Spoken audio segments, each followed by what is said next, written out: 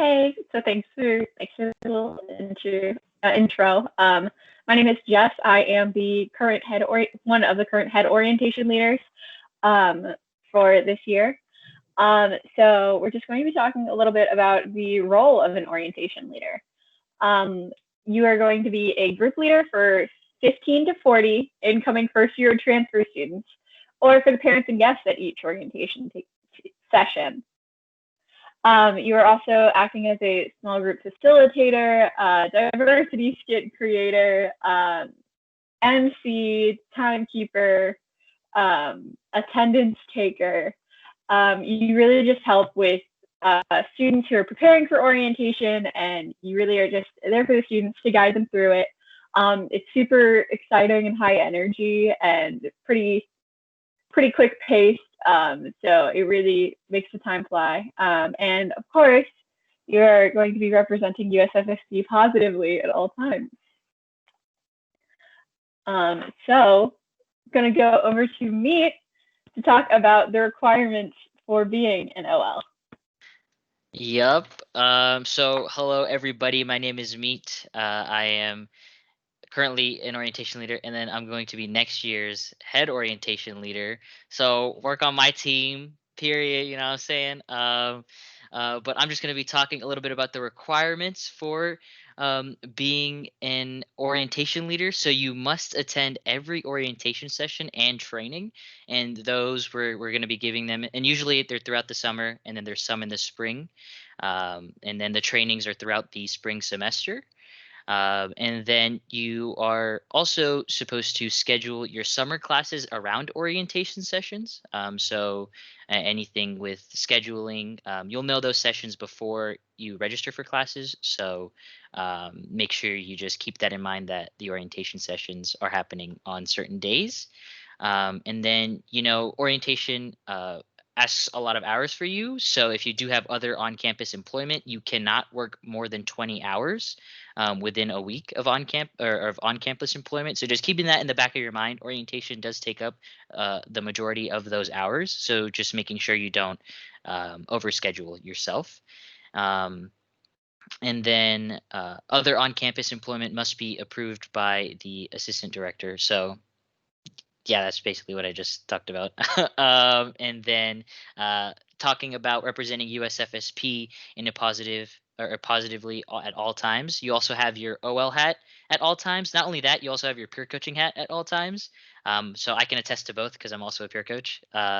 You definitely have to make sure you have your hat on, even when you think people aren't watching you or like looking at you. There definitely are, and so just keeping that in the back of your mind that, like, regardless of where you are, um, you still have that OL hat on or that peer coaching hat on, and making sure that you keep it on throughout the semester. And yeah, I'm going to throw it over to Kelsey for the benefits of being an orientation leader. Hello, I'm Kelsey. I'm one of the orientation leaders. There are so many benefits to being an orientation leader, so I'm just going to touch on a few of them. But first of all, you get to help new students fall in love with USFSP, which is such a fun experience, especially because if you're in this role, you probably already love USFSP. You get to know the administrators and staff, which helps you feel a lot more connected to campus as well. You will grow so much professionally, guaranteed. You will also grow and develop a lot personally. You get to be a part of two families, the extended family of enrollment management and the immediate family of the orientation team, which are both absolutely amazing. And it really doesn't even feel like a job. Honestly, half the time it feels like hanging out with some of your best friends and getting to make a bunch more friends with all of the incoming students.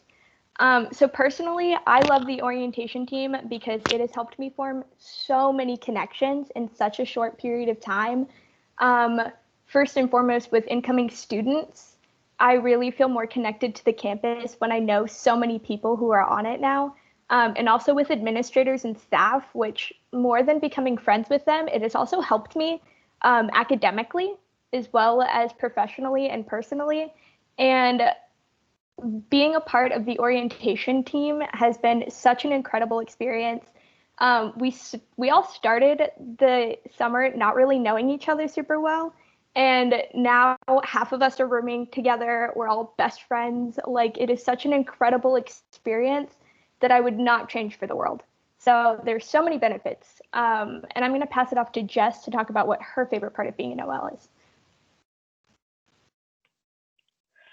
Okay, so in addition to being able to meet all of the incoming freshmen, like when they come in and just helping everyone through their orientation process. I remember my orientation, and I was 17 years old, and I was so nervous, and I was so overwhelmed, and the OLs at my orientation were really there for me, and so I really want to be able to help new students like that. In addition, I met my best friend on the entire at my freshman orientation, so I really wanted to be able to help facilitate like those friendships. Everyone always remembers their college orientation, no matter how long ago it was. Like if you ever ask your parents, they remember it. So just being able to be that for new students was something that I really wanted to do. What about you, Meet? I'm gonna talk a little bit about peer coach and orientation leader.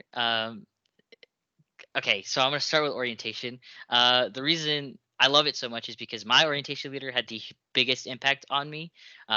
He like everybody here knows that he did. It's literally I tell them every time. That's the reason I became an orientation leader.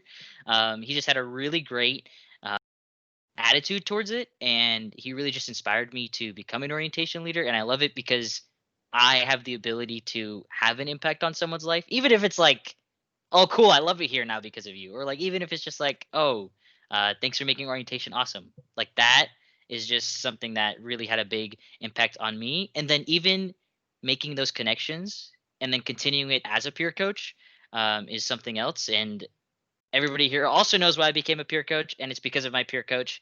And if you didn't know who it was, shout out, it's Anara. She's here. She was my peer coach, and she's had a really big impact on me. And I wanted to be that for my students, and that is why I love being a START team member. And that's on applying. Period.